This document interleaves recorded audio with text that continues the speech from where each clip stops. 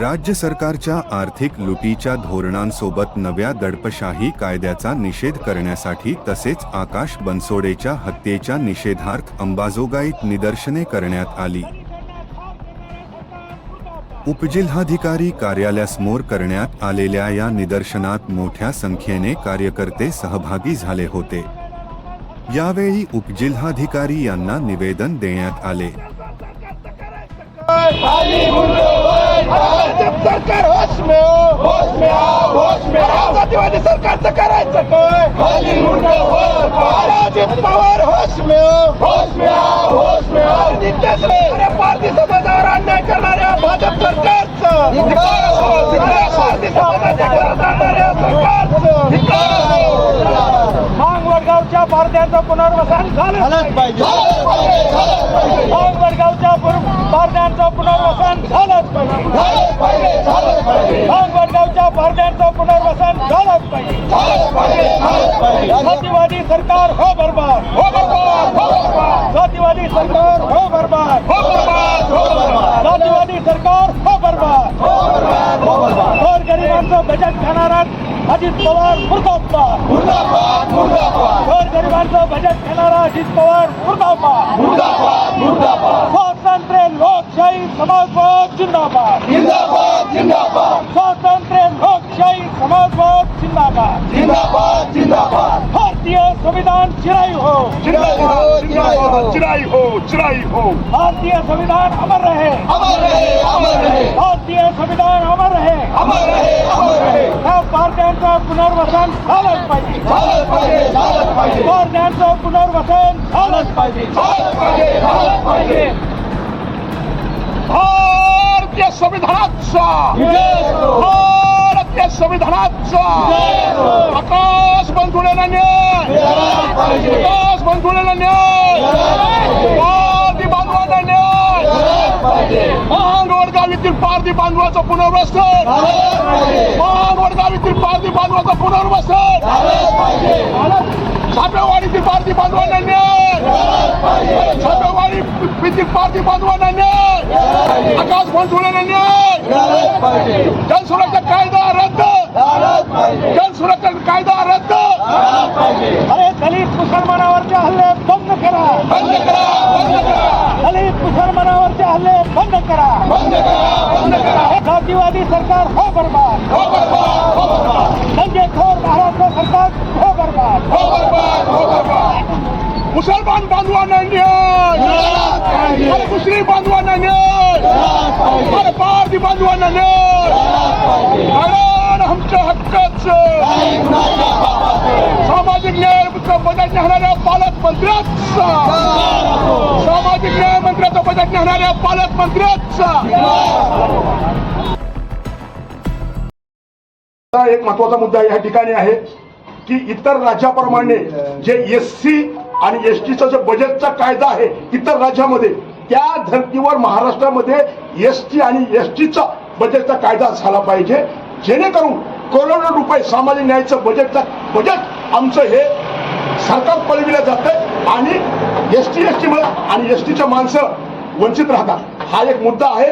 आणि दुसरा मुद्दा माझ्या सर्व बांधवांना विनंती आहे, सर्वांना हात जोडून विनंती आहे माझी की बांधवांनो, ह्या महाराष्ट्रामध्ये इतर राज्याप्रमाणे जनसुरक्षा नावाचा कायदा आलेला आहे आणि भाजप RSS सरकार मोठ्या पावडीने तयारी करत आहे कायदा आणण्याची। ह्याच्यामध्ये 18 मुद्दे आहेत।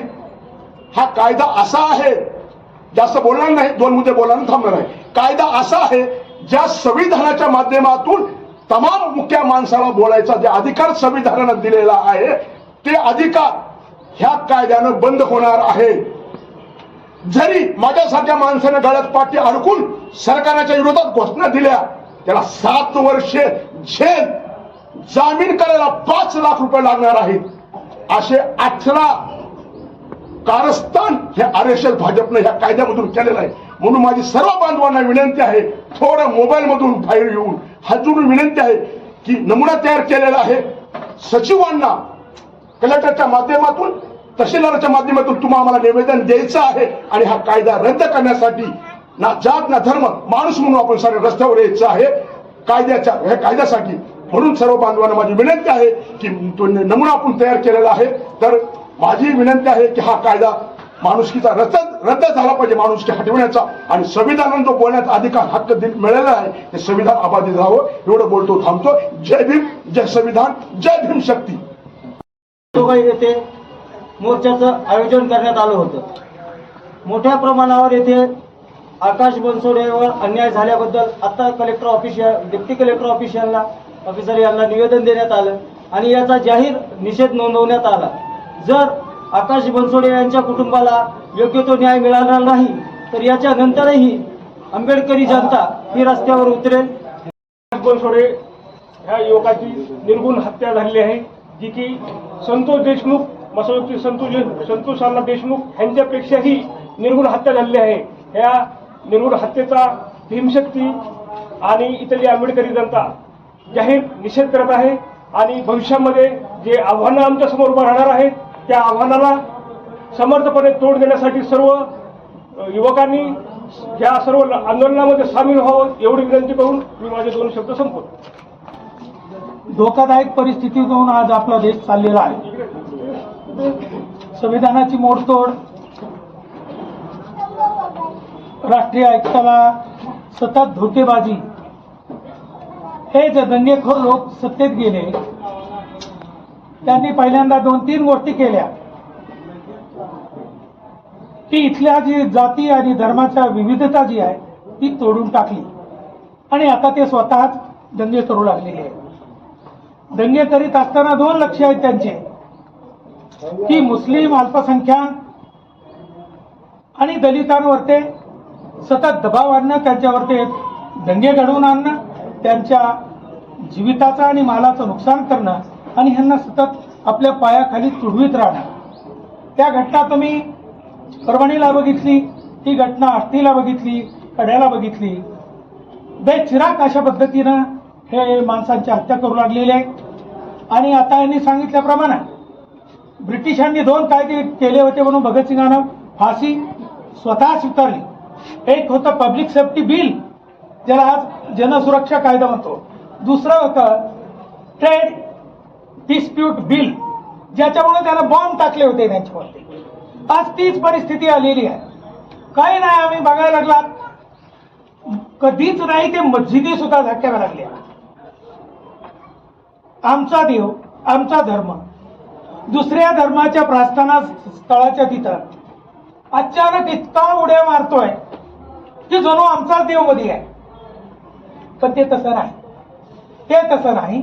जाणीवपूर्वक या देशात जे मुस्लिमांनी या देशासाठी प्रचंड मोठ्या प्रमाणात जे स्वतःच्या मुलाबाळांचं कुर्बान्या दिल्या, त्याच्यातून एक स्वातंत्र्याची पहाटबार भारताला बघायला मिळाली। त्याचं दुःख या लोकांना आहे की जे त्यावेळेला या ब्रिटिशांच्या पायाखाली त्यांचे जोडे साफसूफ करीत होते। त्याचं नाव आहे भारतीय जनता पार्टी, त्याचं नाव आहे RSS, त्याचं नाव आहे विश्व हिंदू परिषद। हे सगळे त्यावेळेला ब्रिटिशांची गुलामी करीत होते। त्यांना आता ते नको आहे, त्यांना एक देश, एक पक्ष, एक धर्म। पण ते तसं होणार नाही, ते तसं होणार नाही। या देशाला सगळ्यांच्या मुलाबाळांचा रक्तानं धुवून टाकलेला आहे आणि म्हणून आमचं म्हणणं आहे, मुस्लिम असेल, दलित असेल, कष्टकरी असेल, शेतकरी असेल, मजूर असेल, त्याचा तेवढाच अधिकार आहे जेवढा अधिकार दुसऱ्या कोणाचा आहे। आणि म्हणून आज आम्ही आलो की हे सरकार कुठल्याही परिस्थितीमध्ये याचा प्रतिकार केला पाहिजे, जातीवादाला मोडून काढलं पाहिजे। आता हे जनतेचं काम आहे। आता दुसरं निवडणुकीतून हे तंत्र आणि मंत्रातून आलेलं सरकार आहे। तंत्र म्हणजे बटन दाबा, कुणालाही दाबा, ते फुलाकडे जाते। हे नीच मनोवृत्तीचं सरकार, कपटी सरकार आणि काव्यबाद सरकार याला जनतेची एकजूट फक्त त्याला उत्तर आहे तेवढी एकजूट आम्ही करण्याचा प्रयत्न करू. आणि हे बोलत असताना इथले मानवडगावच्या पाद्यांना जे ठार करण्यात आलं त्यांचं पुनर्वसन झालं नाही त्याची आग्रहानं आम्ही मागणी केली आहे. जय हिंद, जय महाराष्ट्र, लाल सलाम, जय भीम.